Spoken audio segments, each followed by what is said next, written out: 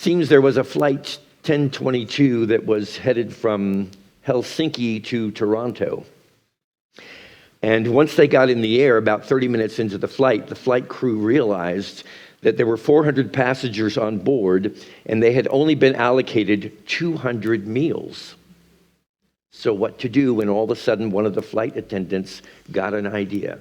Came over the PA system and said, "Ladies and gentlemen, I regret to inform you that there has been an error here. We have 400 passengers on this flight. We only have 200 meals. Those of you who may be willing to forego your meal for the sake of another person will be offered complimentary wine for the rest of our flight." 6 hours later, the flight attendant comes on the PA system again to a rather tipsy congregation of individuals on board the plane and says, "Ladies and gentlemen, if any of you have changed your mind, we still have 200 meals left." So the moral of that story is that wine lovers are very generous and benevolent souls. It is so good to be back here this morning. I tell you, I'm filled with energy, light, and love, and you're a big part of that. Never underestimate what takes place in this room on a Sunday morning, my friends. It's far more than somebody standing up here speaking to you. You are a nucleus of spiritual consciousness and energy. And as you come together in agreement, you create a powerful force that I believe is the greatest force any one of us or all of us together can be offering the planet and humanity right now. So I applaud you for what you are doing. I also really want to thank Reverend Erin.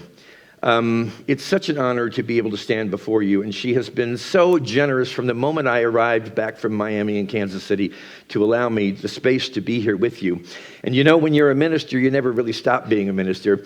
So it's always nice, even though I stepped into retirement, to have these opportunities to continue to share, because as we share, don't you know, it reminds us and it keeps us on our toes and it keeps us moving forward in faith, which is what we want to do. I also want to thank Mark Livingston. I don't know if he's in the room right now, but he's a wonderful aide. You know, when you move from different Unity churches, you have all kinds of experiences, and I always appreciate the welcome that he provides, and to each of you as well. If you've heard me speak before, you know that the longer I've been in ministry, the less inclined I am to offer you absolute statements, to say this is the way it is and you must agree with this or believe it. Of course, that's not very Unity to begin with, I don't think. But this morning, I want to repeat that everything I offer to you is a proposal. And if you agree with it, that's great. If you disagree with it, that's great too. For what is unity but this wonderful gathering of different perspectives that can come together in a room and sit down and have conversations with each other? Now, that might be an interesting tool for us to employ on many levels of our world and our society today. So, I only ask you to accept what really resonates within your heart. Deal? All right. You are a spiritual pioneer, whether you've ever taken that label on for yourself. I believe it's true. It's one of my proposals. You're a spiritual pioneer, and you're encouraged to explore. And to me, this is very in line with the Unity message, teaching, and way of life. You know, Charles and Myrtle Fillmore, who co-founded this movement so many years ago, they were in trouble, to put it bluntly. They had financial issues, they had health issues, and they were looking for answers. And what they did, yes, they created a teaching that certainly I appreciate, but they also had a spirit about them. I believe this. I can even feel it here on the grounds of Unity Village. They had a spirit about them. They were explorers.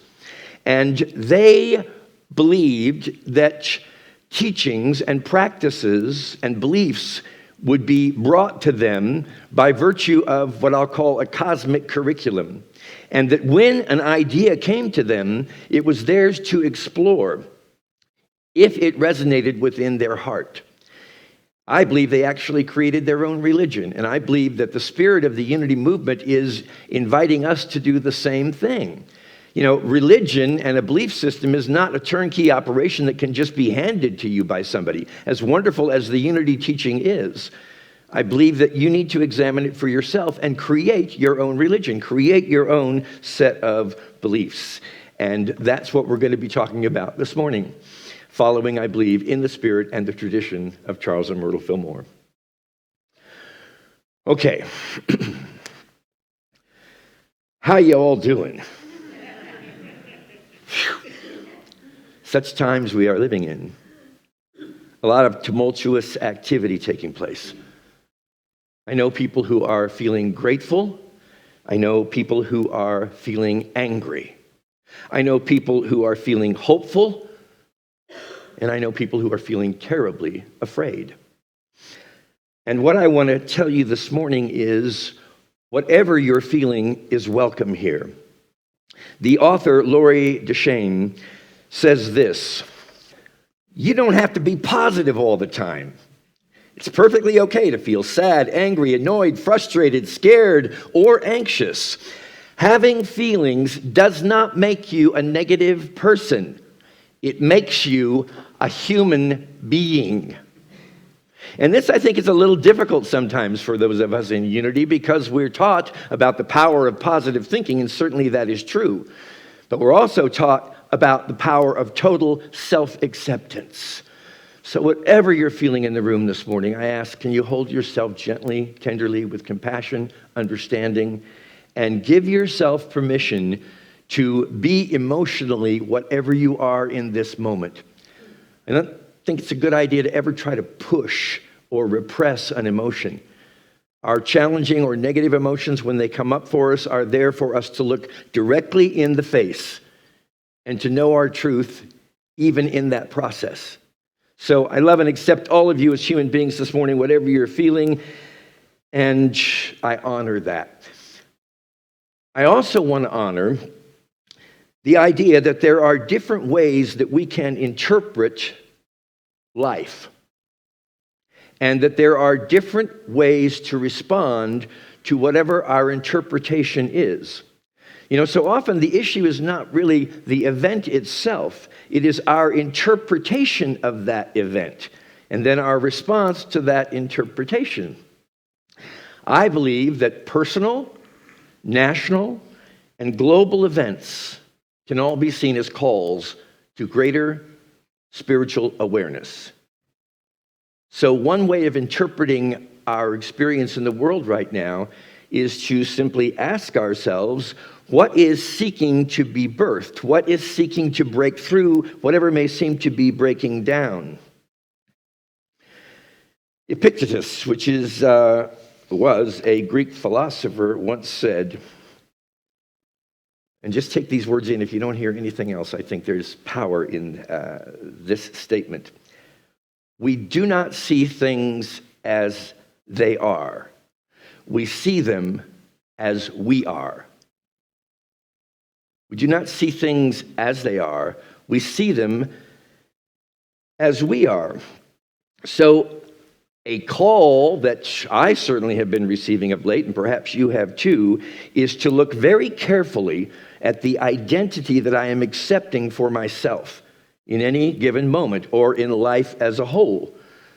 The important question is, just exactly who do you think you are? Who do you think you are? Who do you believe you are?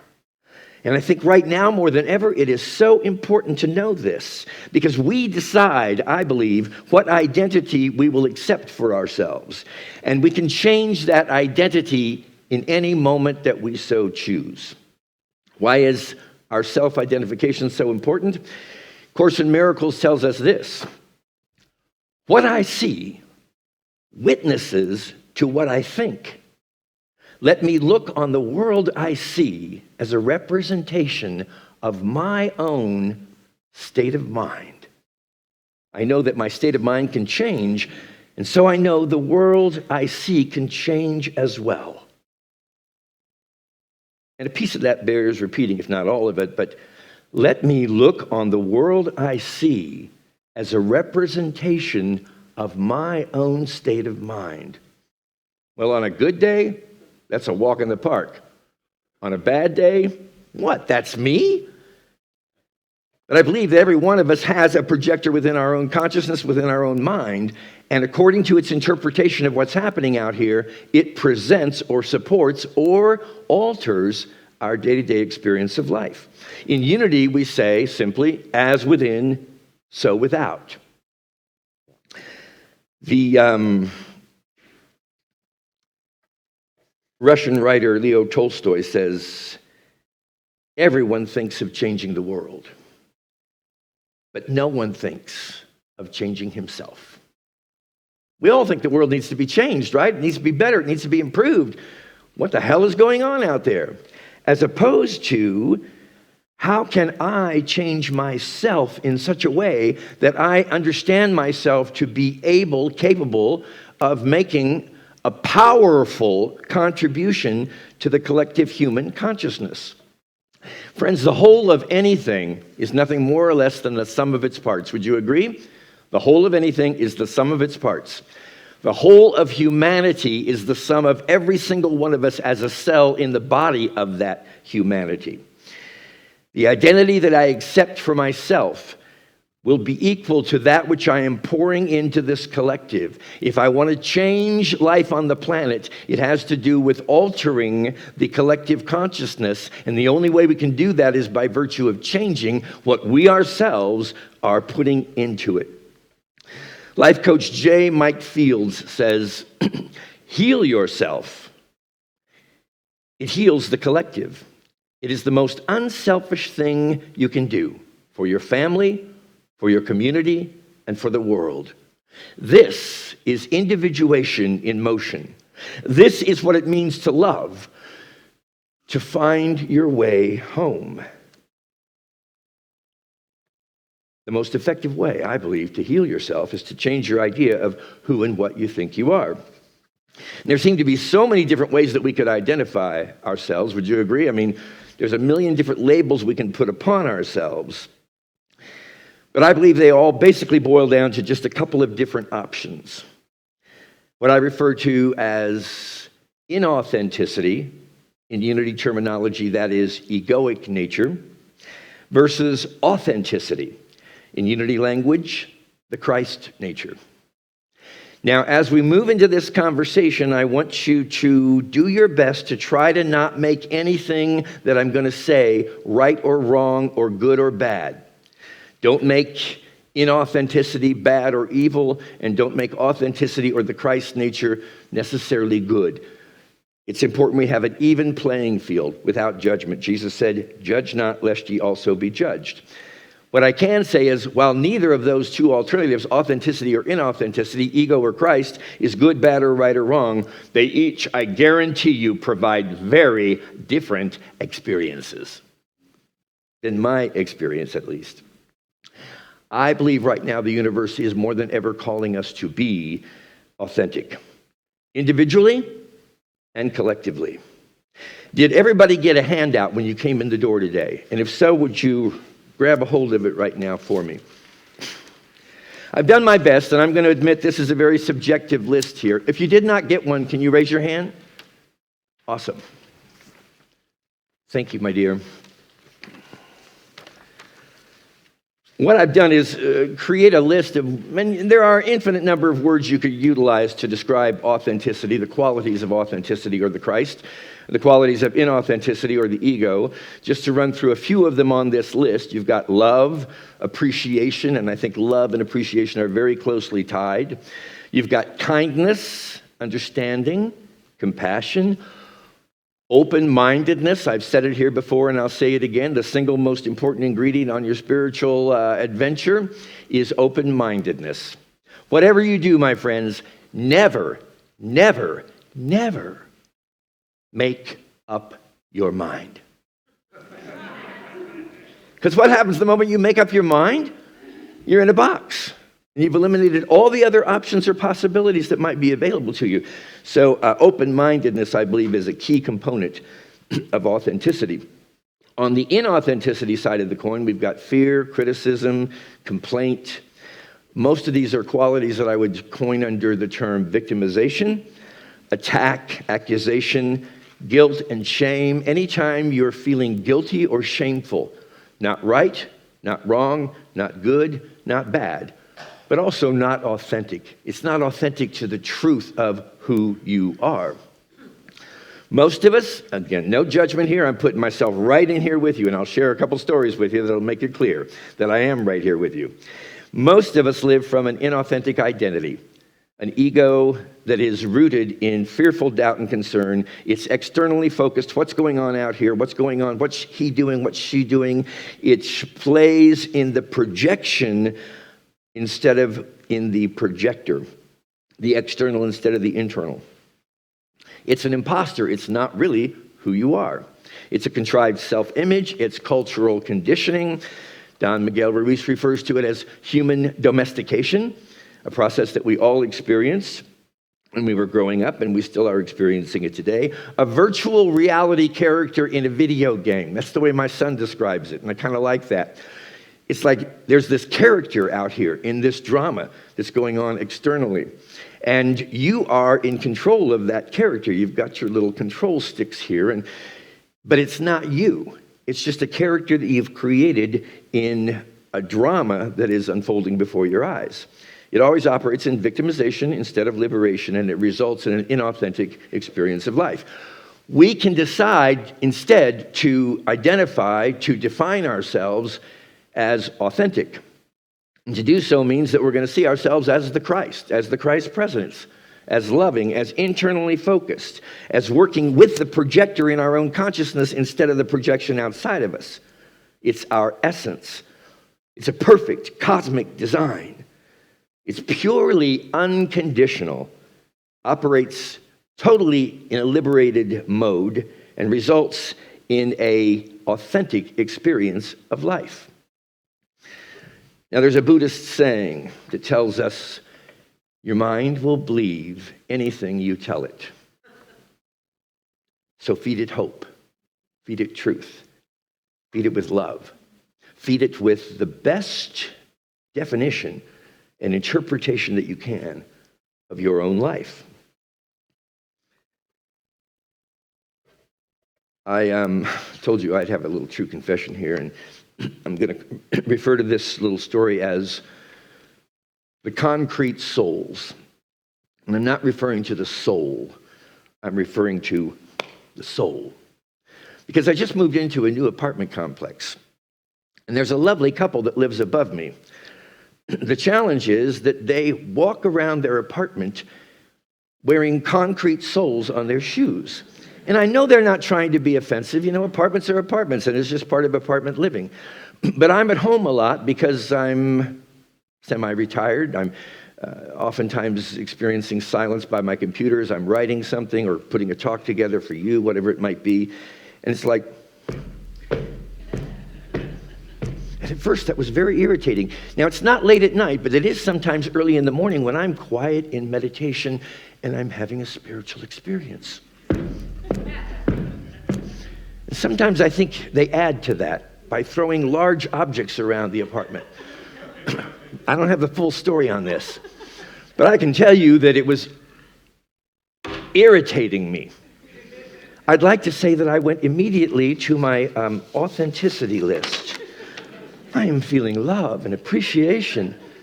I am feeling kindness and understanding, but I wasn't.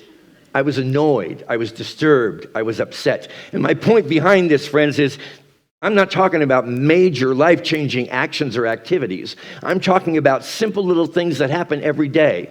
Someone stomping on the floor above me. How can I reinterpret that? And I decided that with every pounding sound I heard, I was just going to say, thank you, thank you, thank you. And I pulled out my little list and I thought, okay, I was definitely criticizing. I was definitely under some level of attack by these insensitive neighbors. I was resisting the experience. I was closed-minded. I decided what they were doing was not good, was not thoughtful, was not I was making evil ones out of these people, and they're lovely people.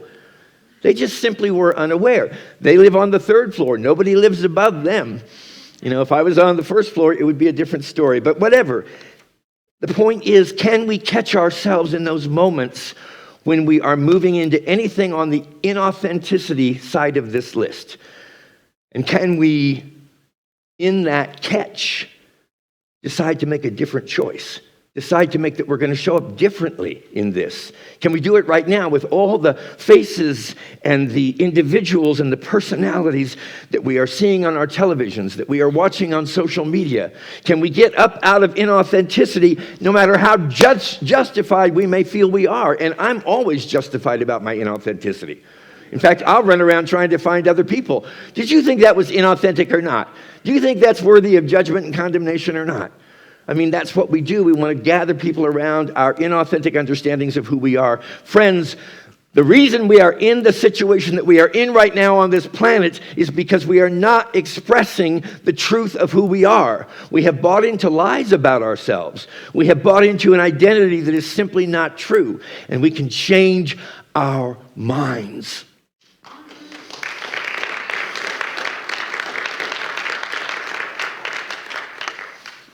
Well, I have a lot more to say, and I see I'm out of time. Always the bane of ministry is running out of time. I'll just close by saying this.